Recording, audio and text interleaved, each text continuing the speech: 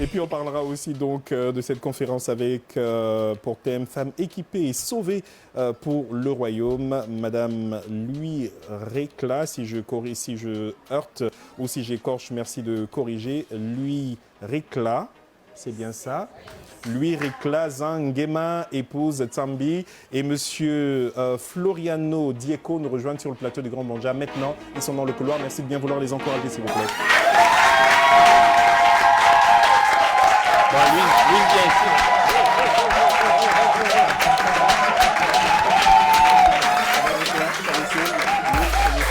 Tu les vois, les gens. Merci, installez-vous. Allez, on fait du bruit.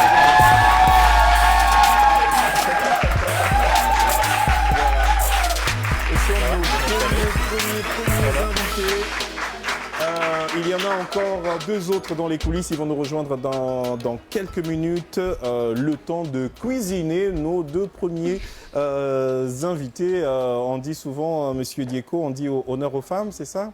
Ou les femmes d'abord? Les femmes d'abord. D'accord, les femmes d'abord. Nous allons donc donner la parole à Madame Louis Récla Zangema, épouse Tsambi. Vous êtes la présidente de l'association Filles de Saraï qui nous accompagne ce soir. Merci beaucoup. Merci beaucoup et bonne arrivée. Merci. Vous allez bien? Oui, très bien. Oui, avec l'énergie que vous procurent vos sœurs et filles et je ne sais, et tout le monde, comment ne pas être en forme. Vous venez nous parler de cette conférence des femmes. Hein? Ouais. Il faut nous inclure aussi de temps en temps. D'accord. Avec un thème intéressant, femmes équipées et sauvées pour le royaume. Merci d'être là. Le temps juste de présenter également Monsieur Floriano Dieko. Vous êtes écrivain et poète, et pas que, on pourrait dire tellement de choses encore sur vous, mais vous venez nous parler de ce vernissage autour du livre Le livre de mon père Ndouka, itinéraire d'un homme d'exception, de Bambela à l'au-delà. Allez, vous avez dit poésie, vous allez en avoir. J'espère que vous allez nous trouver, comment ça se dit en poésie, un vers ou... bon, nous, dans le machin, on dit paragraphe, mais ce n'est pas ça en poésie.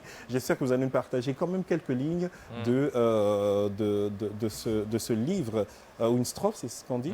Voilà, vous nous partagerez une strophe de ce livre. Mais avant, prenons les nouvelles. Merci à vous d'être là. Pour la petite histoire, Floriano nous contacte depuis l'Italie.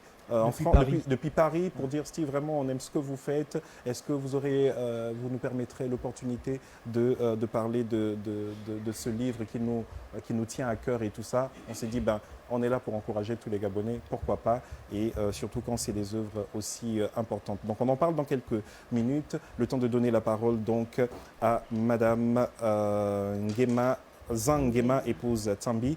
Parlez-nous donc de femmes équipées et sauvées pour le royaume. Quelles femmes? Vous seulement ou toutes les femmes? Déjà, merci pour la parole et pour l'accueil. Hein. C'est très chaleureux d'être là. C'est grâce à vous. Merci d'avoir répondu. Merci d'avoir répondu à l'invitation. Merci énormément. Donc nous sommes là pour annoncer justement la conférence Filles de Sarah qui aura lieu ce vendredi 15 et samedi 16. D'accord.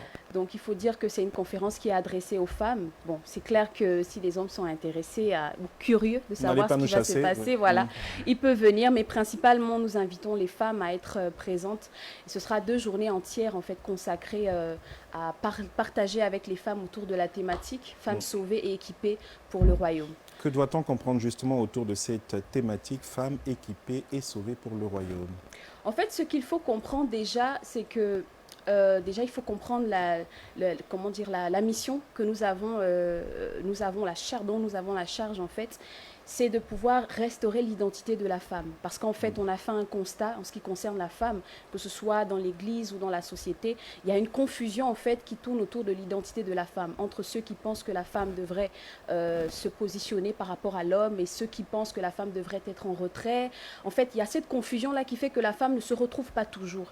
Et donc, pour certaines femmes ou pour certains cas, ce sont des femmes qui se retrouvent en fait comme en prison, parfois à cause des étiquettes, parfois à cause de la religion, parfois à cause des traditions, des lois qui contraignent les femmes en fait ou qui les mettent dans une certaine circonstance où elles ne peuvent pas se déployer.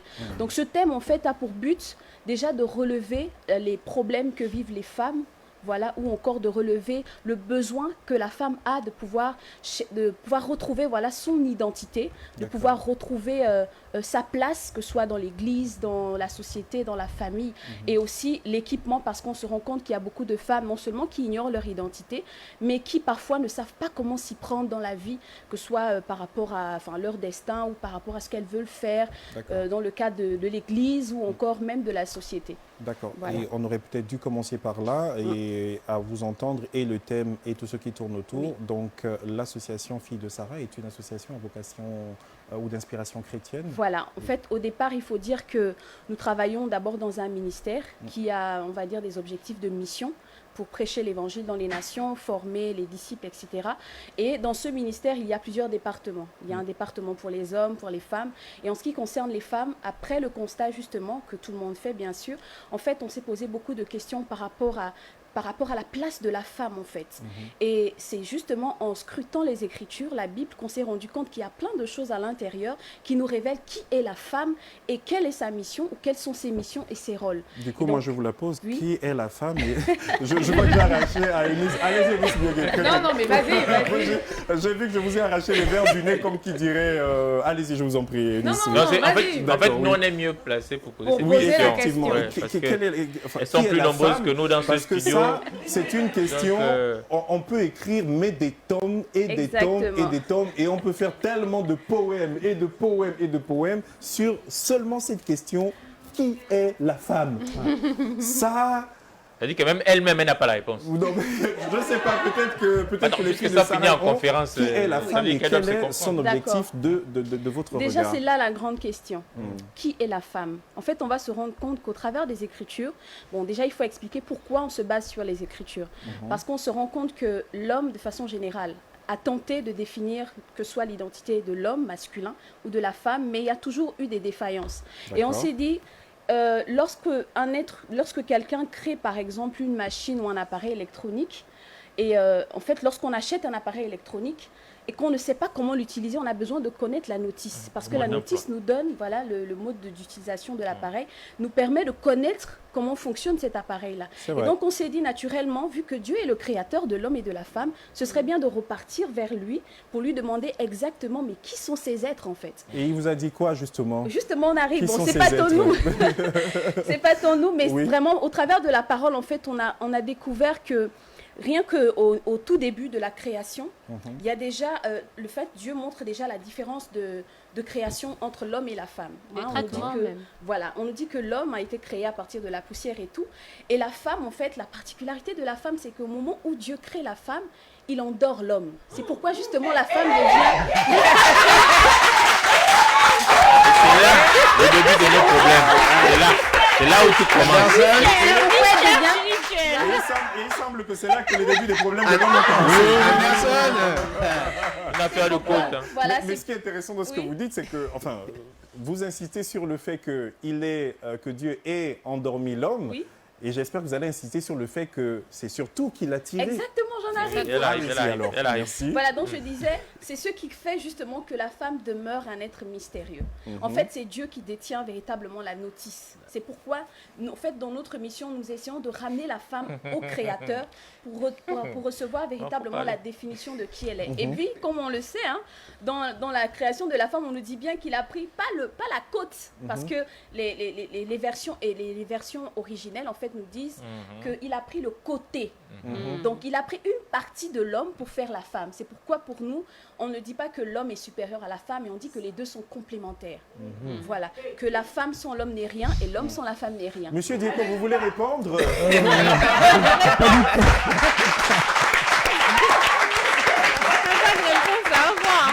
Non, mais c'est tellement beau. Je vous laisse réagir très Moi, je- rapidement. C'est tellement beau, c'est qu'elle Il a en vu même aussi temps. réagir. C'est tellement beau, Messieurs, c'est- mesdames, je vous en prie, monsieur Dieko, vous C'est dites, tellement oui. beau et c'est beaucoup de poésie d'ailleurs. Exactement. Après, je ne partage pas forcément tout ce que vous dites, mais effectivement, il faut respecter le fait que Et seul Dieu a la réponse à ces questions. Exactement. Oui, effectivement.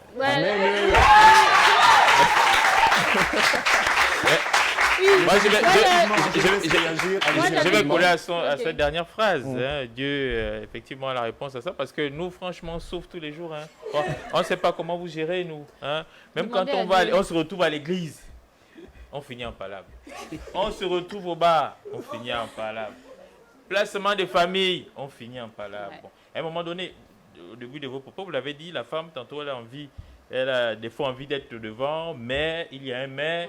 Du coup, quand elle est derrière, elles sont un peu frustrées. Mais qu'est-ce que vous vous dites aujourd'hui? Est-ce que la femme doit, j'ai envie de dire, respirer? C'est-à-dire, elle doit laisser son potentiel, quitte à marcher sur l'homme qu'elle aimerait faire son époux. En fait, comment vous conseillez aujourd'hui celle qui veut, par exemple, être en mariage c'est ça en fait le mot d'emploi. Qu'est-ce que vous dites à ces femmes? Bon, déjà, c'est peut-être une consultation directe. Hein, allez-y, je vous en prie. On va faire avec. Hein. Oui. En fait, ce qu'il faut dire, c'est que ce n'est pas tant notre avis, mais comme je disais au départ, le fait d'étudier la Bible nous permet de découvrir certaines choses. Par exemple, lorsque Dieu dit dans Genèse 2 que faisons l'homme à notre image, etc., après il dit il n'est pas bon que l'homme soit seul. C'est à partir de là qu'il se pose la question de pouvoir créer un autre être. Après, il dit, je dois lui faire une aide semblable. En fait, sur le plan littéraire, quand on lit en français, on comprend le mot aide comme peut-être une personne qui a une position inférieure, une personne un peu comme on peut dire un aide-maçon. Mais lorsqu'on va à l'origine, parce qu'il faut dire que l'Ancien Testament a été rédigé en hébreu, lorsqu'on va à l'étymologie des mots, en fait, le mot aide veut dire Ézer. Ézer, en fait, signifie secouriste. Donc, en fait, quand on comprend en profondeur la pensée de Dieu quand il créait la femme qui vient sauver l'homme. Elle vient secourir l'homme par rapport à une mission. Et laissez-moi, non, attendez. Et laissez-moi vous dire, quand on parle de secouriste, c'est pas tant d'abord le métier, mais c'est l'identité de la personne, le caractère que le Seigneur a donné à la femme. C'est pourquoi la femme a cette intuition parfois du danger. Elle a parfois cette, je sais pas comment expliquer, mais intuition féminine de ressentir du danger.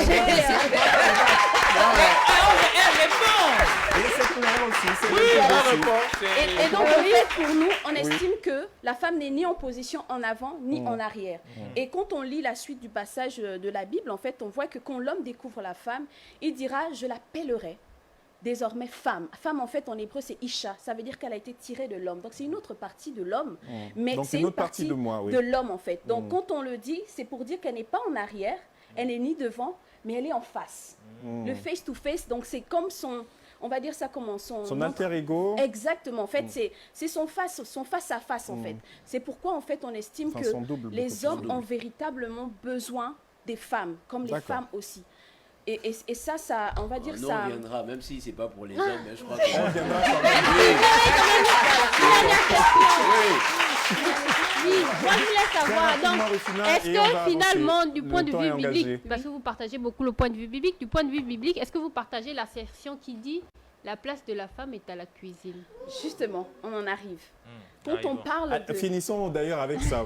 Allons-y rapidement. Allez-y, je vous en prie, madame. Oui, en fait, ce qu'il faut dire, c'est que tout ça, ça fait partie des étiquettes, de la confusion, des avis controversés autour du rôle de la femme. En vérité, quand on part à l'origine, on comprend qu'elle a un rôle de secouriste. Et quand on voit un secouriste, il n'a pas qu'une seule fonction. Il a une fonction d'aider, il a une fonction de sauver, il a une fonction de ranimer, il a une fonction de soutenir, de collaborer pour atteindre des objectifs, il a une fonction de partenariat. En fait, il y a toutes ces choses, toutes ces fonctions qui font de la femme un partenaire, qui font de la femme une Ézer ou un secours. Donc la cuisine est inclue à l'intérieur, mais c'est pas de façon isolée. C'est pas la base, voilà, c'est pas la base. La femme n'a pas d'abord été créée pour la cuisine. Ça fait partie de ces différentes missions. Voilà. C'est pourquoi aujourd'hui on peut s'en passer. On a des machines, des robots aujourd'hui qui cuisinent et qui font tellement de choses. Mais ça n'a rien à voir avec la femme. Voilà. Mais Steve, tu me en tout cas, non, je peux plus vous. Non, c'est pas pour le débat, c'est pas pour le débat, c'est pour inviter, c'est pour inviter. Oui, juste quelques secondes. On est bien d'accord, nous sommes dans un débat saveur biblique, mais ils sont nombreux à nous regarder qui ne sont pas forcément fans de la Bible et qui ont leur façon de marcher et qui aimeraient peut-être contribuer au débat. Est-ce qu'ils seront les bienvenus? Tous ceux qui sont bouddhistes, ça vous donne jobistes et compagnie. Est-ce qu'ils peuvent aussi venir à cette conférence? pratique, c'est où, c'est quand et comment est-ce qu'on D'accord, déjà concernant vous la plaît. conférence, elle aura lieu vendredi et samedi. Ce sera toute la journée à partir de 9 h. D'accord. Donc on invite toutes les femmes, même celles qui sont au plateau, nous ravissantes dames. Merci. Voilà, vous êtes invités. Et il y aura plusieurs activités durant ces 2 jours-là. Donc on aura des ateliers pratiques sur des thèmes qui vont aider les femmes à pouvoir extérioriser tout ce qu'il y a à l'intérieur d'elles. On a D'accord. par exemple des thèmes sur les blessures, la guérison des blessures de l'âme, sur comment déployer sa nouvelle identité lorsqu'on est chrétienne. On a aussi 2 talk shows avec les femmes mariées et les femmes célibataires, avec des thématiques très On intéressantes. sera bien du côté des célibataires. Enfin, bon, pour les hommes, on viendra assister les femmes. Et ça va se passer du côté Vous de la inquiétez cité pas. d'Amas, à la D'accord. salle polyvalente Nka Ayogo, Heure. de 9 h à 18 h. D'accord. Voilà. Merci beaucoup. Franchement, on pourrait... Et on va assister. On est obligé d'écouter parce qu'on pourrait étirer comme ça et faire toute l'émission On est bien autour d'accord. de ce thème qui est très important. D'ailleurs, il faudra que vous reveniez sur le plateau, que l'on en parle un peu plus intensément. D'accord. Juste un contact, s'il y en a un, on vous laisse le partager rapidement. Ou Oui, sinon, on va dire 077 D'accord, 70 96 71. d'accord. Allons-y.